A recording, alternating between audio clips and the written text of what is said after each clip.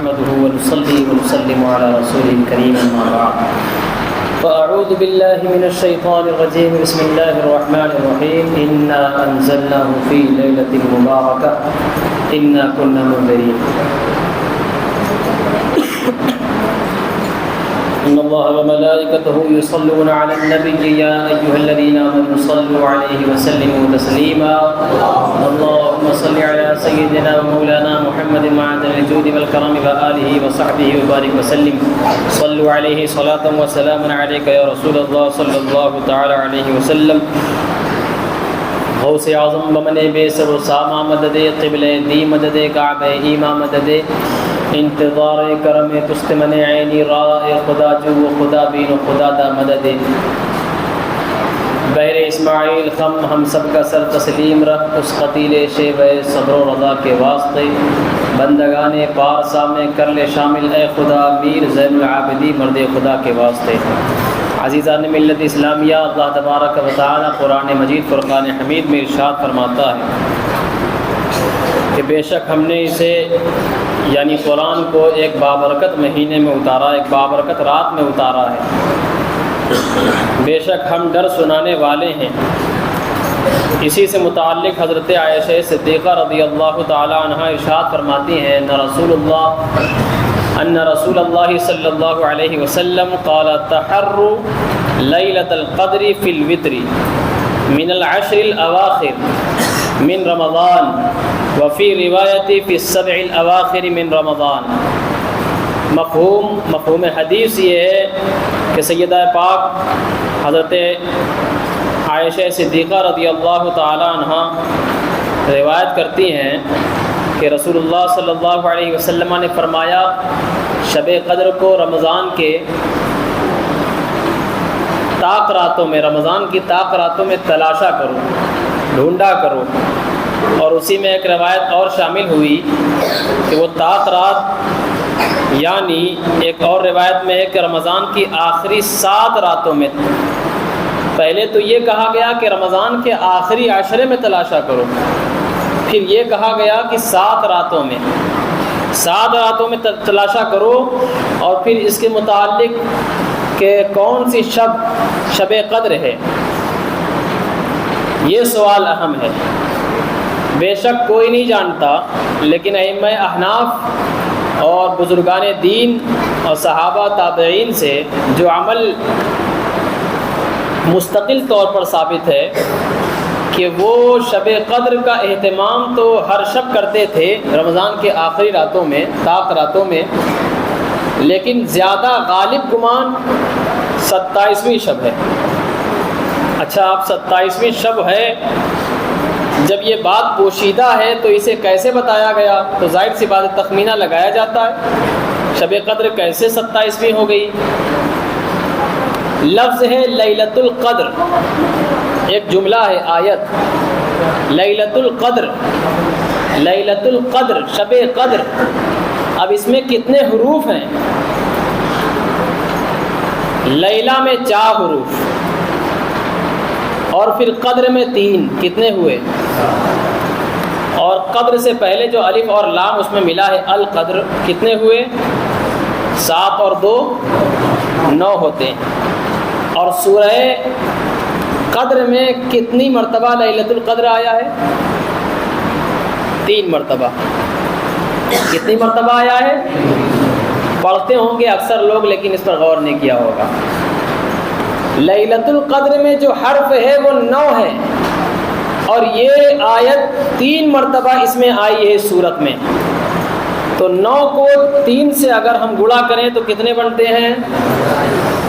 اس سے ثابت ہوا، ایک تخمینہ پاس کی حد تک پہنچا، کامیابی کی حد تک پہنچا کہ 9 ترک 27 یعنی 27ویں شب قدر ہے۔ یہ ائمہ احناف اور دیگر بزرگوں نے اس کی ایک شک نکالی کہ چونکہ سورہ قدر میں 3 مرتبہ لیلۃ القدر آیا، اس کے حروف کو جب شمار کیا گیا اور اس کو 3 مرتبہ میں جب جب بڑھا دیا گیا، اس کے بعد جو نتیجہ نکلا کہ 27ویں شب قدر ہے۔ شب قدر میں صحابہ کی خوشی کیا ہوتی تھی؟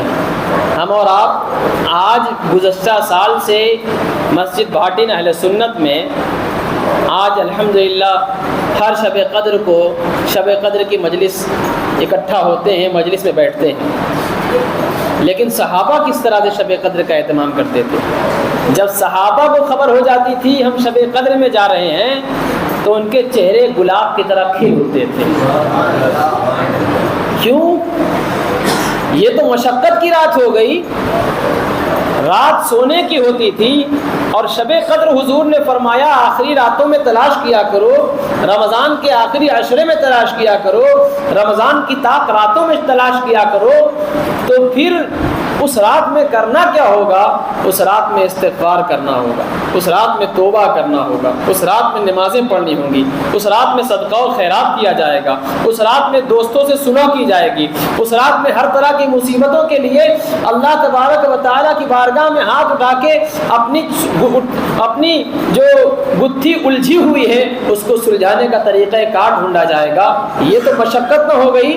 نمازوں کے لیے 100 رکعت، 200 رکعت، ایک رکعت میں 100 مرتبہ قل هو اللہ شریف، ایک رکعت میں 200 مرتبہ قل هو اللہ شریف، کسی دوسری رکعت میں 50 مرتبہ درود شریف قل هو اللہ شریف پڑھ کر، یہ تو ایک حساب سے دیکھا جائے عام طریقے سے بندوں کے اوپر مشقت ہو گئی۔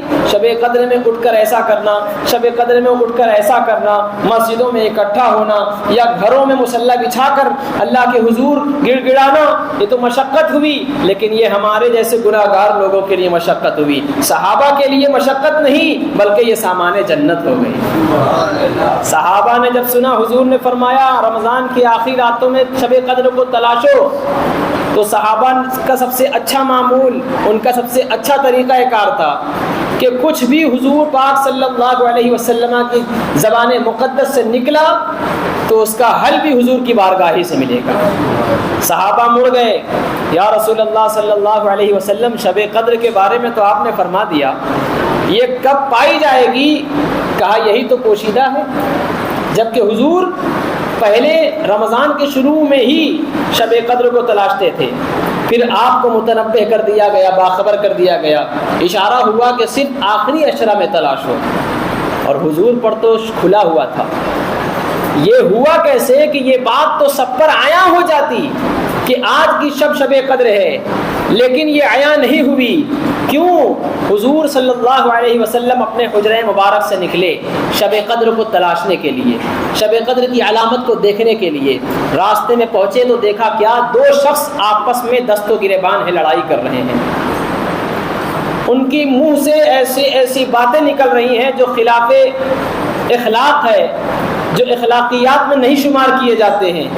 وہ جب جھگڑا کر رہے تھے تو حضور ناراض ہوئے، پلٹ کر چلے آئے، کہا 2 بندے کی لڑائی کی وجہ سے شب قدر کو پوشیدہ کر دیا گیا۔ اللہ اکبر۔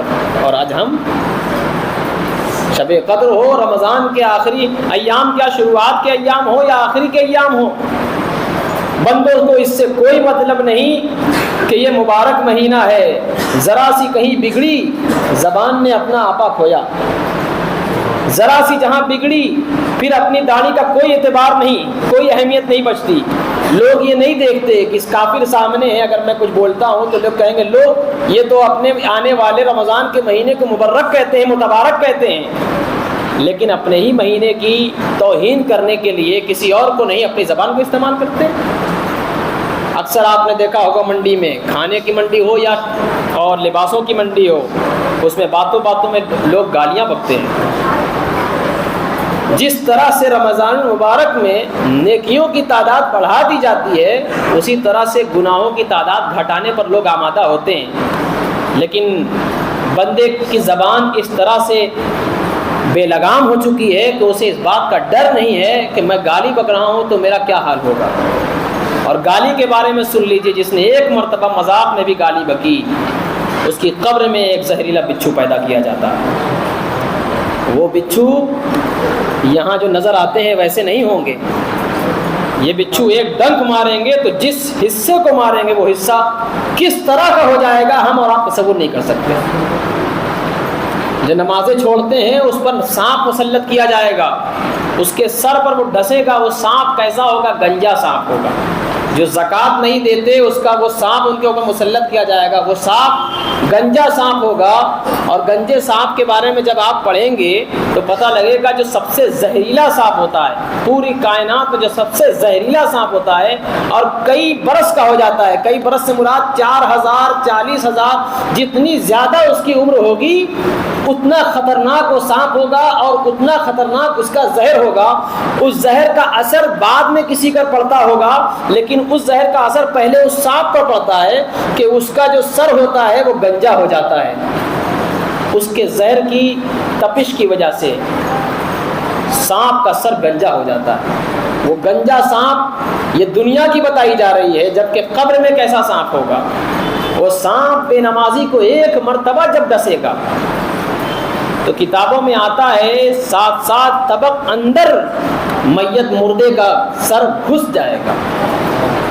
اگر ظہر کی نماز کسی نے چھوڑی تو ظہر سے وہ مسلط ہوگا سانپ, اور عصر تک ڈستا رہے گا, اور ہر بار وہ سر اندر جائے گا پھر نکلے گا, پھر وہ سانپ ڈسے گا پھر نکلے گا, پھر ڈسے گا پھر نکلے گا, اس طرح سے عصر تک.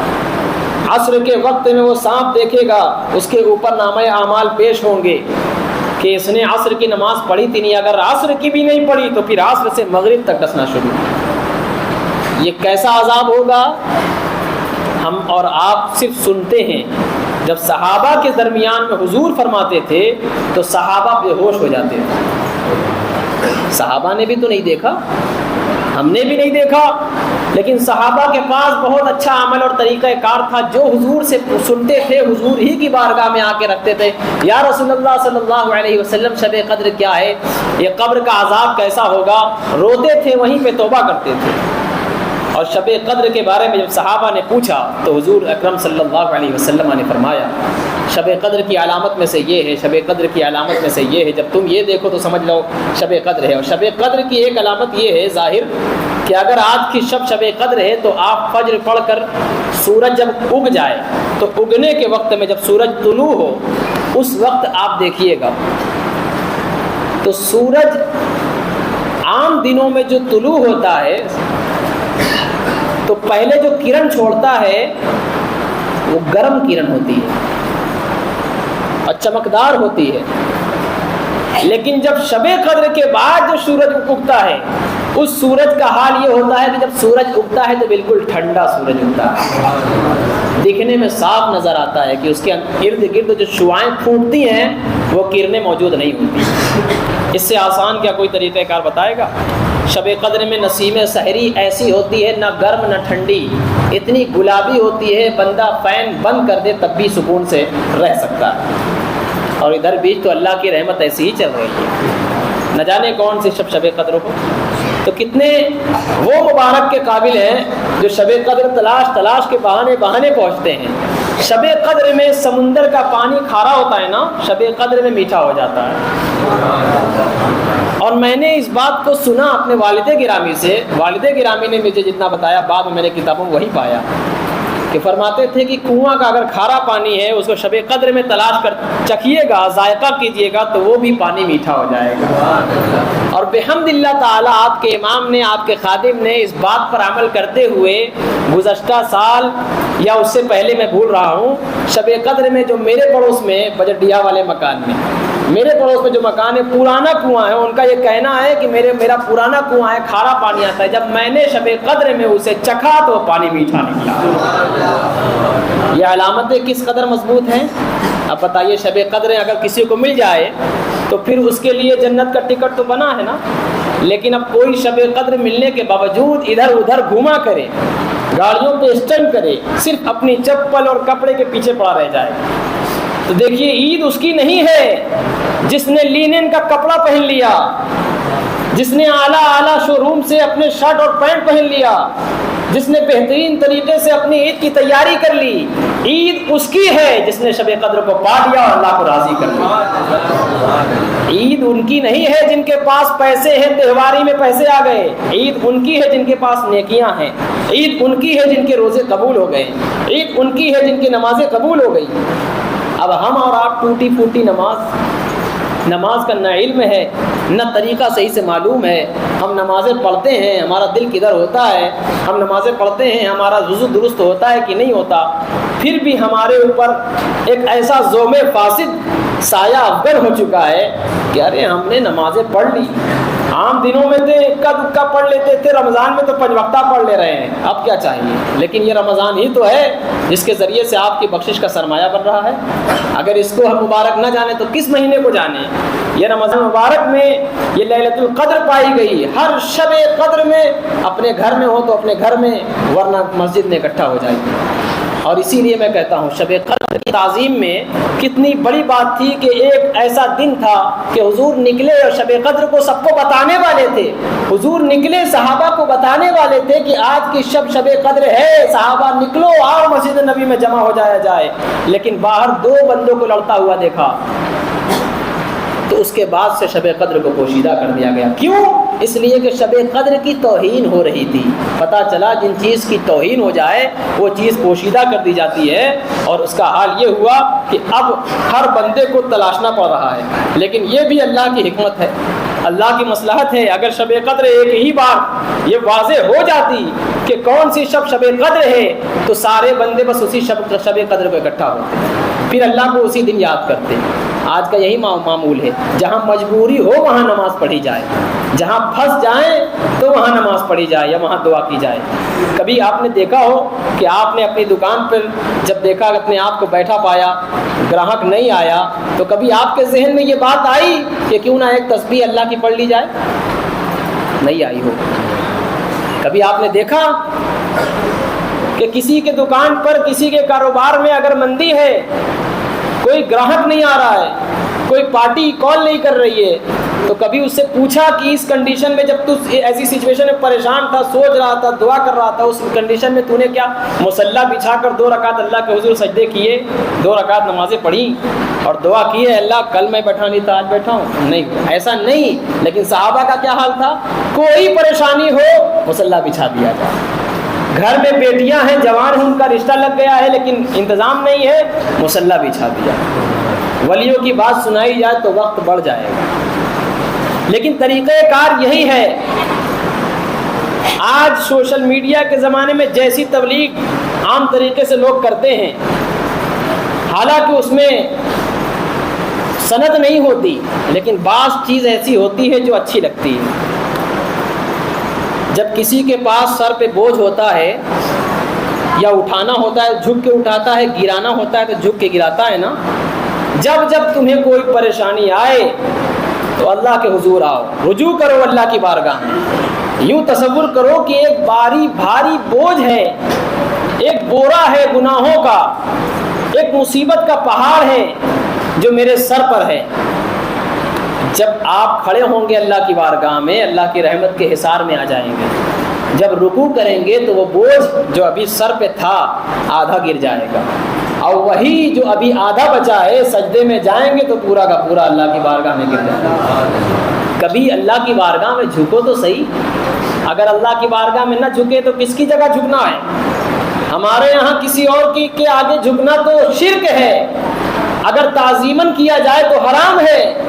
تو پھر جھکنے والی ذات ہماری, اور جس کے آگے جھکی جائے, جس کے آگے اپنے سر کو جھکایا جائے, وہ ذات باری الہی تبارک و تعالیٰ کی.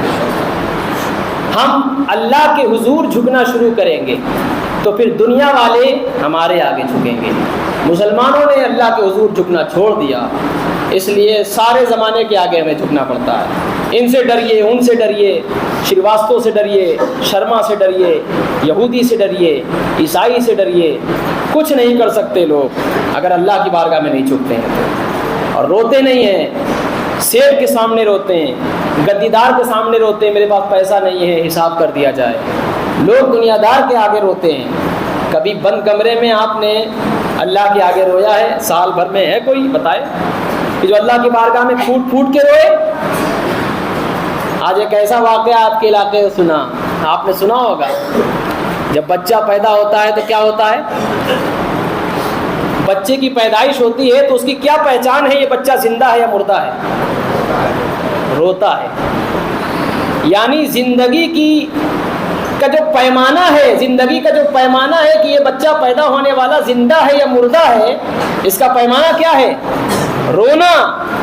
ہنستا ہوا کبھی نہیں دیکھا آپ نے، یا خاموش کوئی پیدا ہو گیا تو آپ کو ڈر سا محسوس ہونے لگا۔ جیسے ہی کوئی بچہ خاموش پیدا ہوا، ڈاکٹر ادھر اپنے آلات لے کے دوڑ رہے ہیں، مریض ادھر خود تڑپ رہا ہے، اور گھر والے جو جس کے بچے ہیں وہ خود پریشان ہے کہ ہائے کس مدت کے بعد میرے گھر میں خوشیاں آنے کا امکان پایا گیا، اور جب ظاہر ہوئی تو ابھی موت و حیات کے درمیان میں ہے۔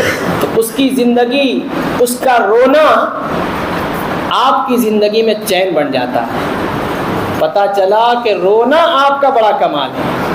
اگر آپ روتے ہیں تو آپ کو زندہ ہونے کا لوگ سرٹیفکیٹ دیتے ہیں، تو جو زندہ کرنے والا ہے اس کی بارگاہ میں کیوں نہ رویا جائے؟ جو زندگی دینے والا ہے اس کی بارگاہ میں کیوں نہ رویا جائے؟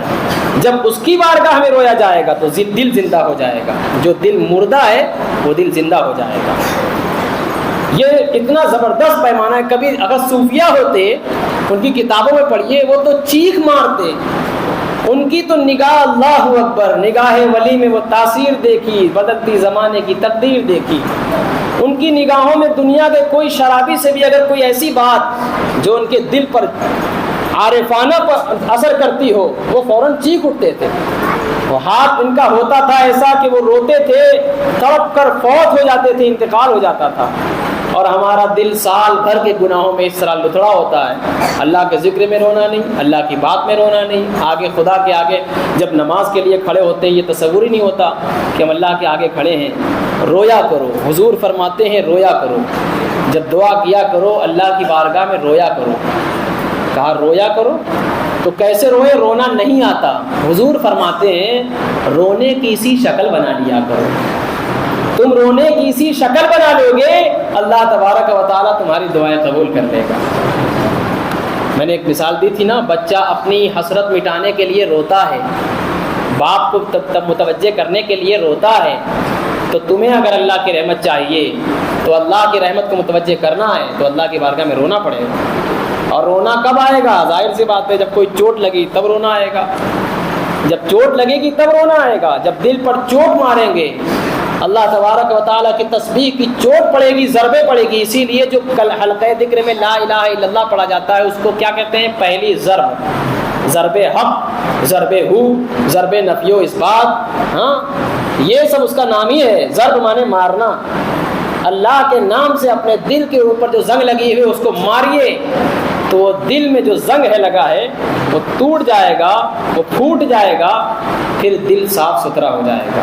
اور توبہ کرنے والے نے اگر سچی توبہ کر لی، حضور فرماتے ہیں جس نے سچی توبہ کر لی تو پھر اس کا حال یہ ہوا جیسے آج ہی اس کا برتھ ڈے ہوا، آج ہی پیدا ہوا ہے۔